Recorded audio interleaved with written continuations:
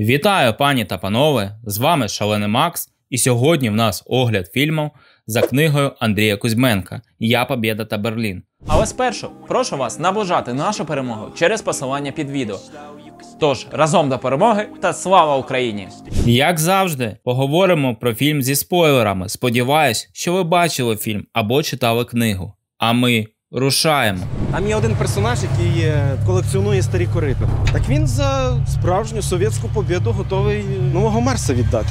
«Я, Побєда і Берлін» по суті історія з далеких 90-х, може кінця 80-х. Дивлячись того, що гурт Скрябін був створений у 89-му, то, мабуть, другий варіант більш схожий на правду. Може, хтось із вас знає точну дату? Щось я зовсім відволікся. Ця книга є дебютом Андрія на літературному просторі. Вона стала збіркою, до якої увійшли тексти пісень та ще одна повість «Місто, в якому не ходять гроші». Моторошна назва, як на мене. На основі книги було знято фільм, тож кому цікаво, може його знайти в Ютубі. Судячи з коментарів, відгуки не дуже. А я гляну та потім поділюсь думкою з вами.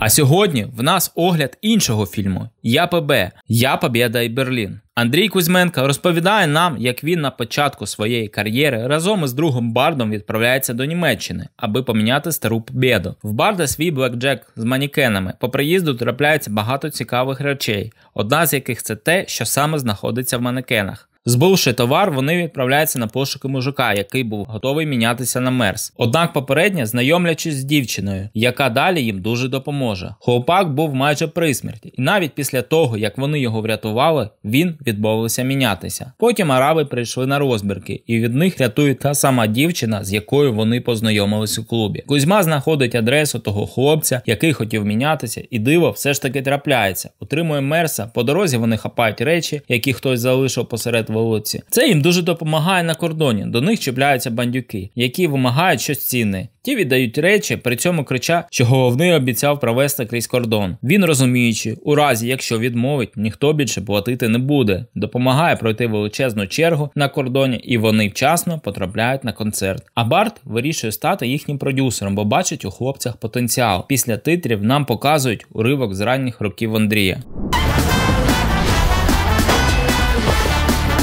Мені сподобалась гра акторів Івана Бліндера та Володимира Геви. На початку фільму я почав порівнювати гру Івана з реальним Андрієм. Зрозумів одну важливу річ. Як би він не намагався, на жаль, відтворити той шарм, той магнетизм, яким володів Андрій, актору не вдалося, і я перестав їх порівнювати. Актор, звісно, молодець, але йому бракувало тієї життєдайної сили. На жаль, це дається природою, такого не зіграти. Ще раз хочу наголосити, я не вважаю, що актор погано грав. Мені здається, що зіграти Андрія Кузьменка було надзвичайно важко. Наприкінці хочу сказати, що фільм вийшов дуже класний і сподобався мені більше, ніж книга. Як на мене, вона перевантажена епітетами, можливо, у книжковому варіанті зовсім не так. Хто читав, порівнював з аудіокнигою. Хоча слухати це дуже прикольно, однак під кінець втомлюєшся. Я навіть не уявляю, як було важко писати таку книгу. Фільм вийшов такою собі комедією в стилі роуд-муві, що, на мою думку, вийшло чудово. А наостанок скажу, що в книзі він помінявся не на Мерс, а на іншу машину. На вашу думку, це яка була? Дізнатися це ви зможете, прочитавши книгу.